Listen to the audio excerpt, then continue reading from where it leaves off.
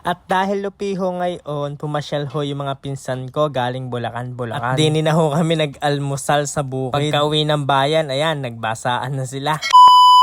Hi mga katrops, magandang buhay! Lupi na pala din sa amin bukas. Kaya sabi ko sa mga pinsan ko na umuwi naman sila ng lupi. Kasi laging piyesta lang sila na uwi. Kaya ngayon, ayan, napauwi na nga at pa-surprise pa nga ay hindi nila alam ay sila yung mapusurprise. Dahil matatraffic sila sa pagpasok. Dahil hindi nila alam yung dadaanan. Surprise daw kung hindi uwi. Kaya nakapaglakad sila papunta doon sa bahay. Tapos yung sasakyan ay amin na hindi nila din sa kubo sa Wawa. Sabi ko dyan na kami mag-almasal sa kubo para yung sasakyan ay maiuwi namin sa bahay para doon na maiparking para pag ginamit na ay mabilis lang makukuha kaysa din sa Wawa ay kalayo pa. Aagahan lang namin yung paglabas ng sasakyan para makapasok pa sa bayan at hindi abutan ng basaan ay pag inabot na ay panigurado nga abutin na kami ng traffic. Kaya ayan, nag-almusal muna kami din sa kubo. Ito pala yung mga pinsan ko na mga taga Bulacan.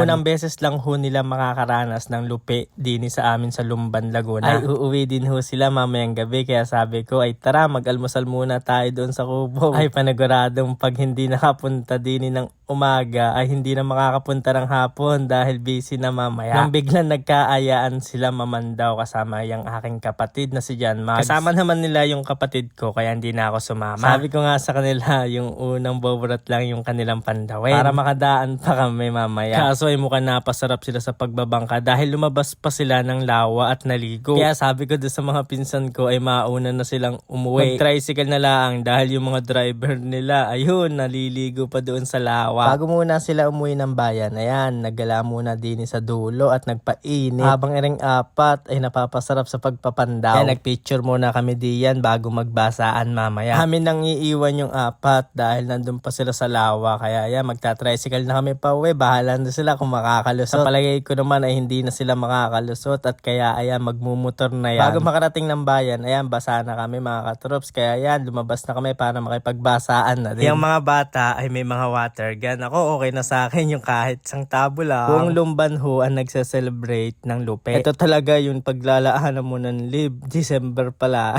O pagpasok pala ng January. Dumating na pala sila Jolo. Ayan, may huli silang tilapia. Hindi na nila nailabas yung sasakyan kaya naiwan na doon sa kubo. Doon na nila pinarking. Nagmotor na lang sila papunta din sa bayan. Doon sa kabila ay may nagpapaagaw pa ng pera. Ayun, pumunta na ako para mambasala ang ay kaso. Sa akin pumunta yung 100 kaya nakadalawang 50 ako. Swerte ga. Kaya maya lang ay nagpunta na kami doon sa ilog para manood. Bukod ho yung umiikot sa ilog at umiikot ho din sa kalsada. Kaya madami kang pwedeng panoorin. Depende na lang sa iyo kung saan mo gustong manood. Pwede naman parehas. Dahil karamihan nun bangka ay nandun pa sa Ilaya. Wala pa sa huli. Ayan, bumalik muna kami din. Habang nanonood kami at nag-aantay na dumaan ng San Sebastian, may nakita kaming baboy. Kaya inaya ko saglit muna yung mga pinsan ko. Dahil nilalamig na sila. Ayan, magpapainit muna diyan. Parang snow na din. Yan, shoutout pala sa aking pinsan na si Adrian Rosete. Happy birthday! Shoutout din po kay Arnel ng Pasay MTP at kay Romary at Rosalie Casedo. At sa mga Tagalumban, Viva San Sebastian. Tuwa nga sila diyan kahit na nilalamig. Nanood muna kami saglit tapos maya-maya laang ay kami uuwi na para makapagbanlaw na kasi mamaya ay kakain pa kami doon sa Ilaya sa mga tita. Pagkatapos magbanlaw, ayan, pupunta na kami sa Ilaya para makakain. Pagkadating ay nakakita ako ng ampalaya kaya ayun, kumain muna ako ng ampalaya. Tapos ako yung nagkape na din. Pagkatapos namin kumain ay pupunta kami ng kubo ng pinsan ko para kunin yung sasakyan. Medyo malayo nga lang dahil dyan na namin pinarking. Kung nilabas pa kasi kanina ay traffic na. Ay matatagalan sila bago makapunta ng bayan. Kaya dyan na lang ho namin iniwan at pinarking. Pagdating ng alas 8, ayan, nag-aayos na sila para makauwi na ng Bulacan. Ayan, salamat ho sa pagpasyal. Ingat sa biyahe. Balik ho kayo ulit sa susunod na lupi. Maraming salamat ho sa inyo mga katrops. Love love!